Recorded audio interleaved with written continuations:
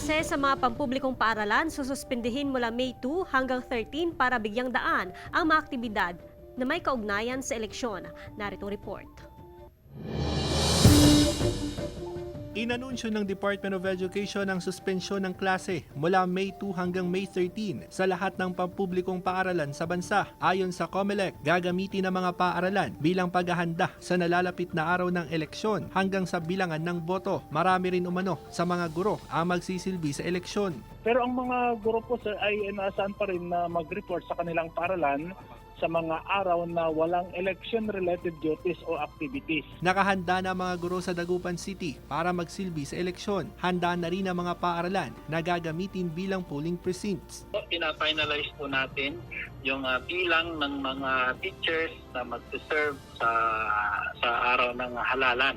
Kasama na rin po dito yung mga ating technicians na mag-a-assist sa pag-operate ng mga BCMs. Samantala, pinag-aaralan na ng DepEd ang petsa ng pagbubukas ng klase sa school year 2022-2023. Posible raw ito sa August 22 hanggang July 7, 2023. Sa pagluwag ng restrictions, malaki raw ang tsansa na ipatupad ang full implementation ng face-to-face classes sa susunod na school year. So, ito pa rin sir ay depende sa sitwasyon kung bubuti na po yung sitwasyon kung patuloy yung pagbaba ng COVID cases sa ating lugar.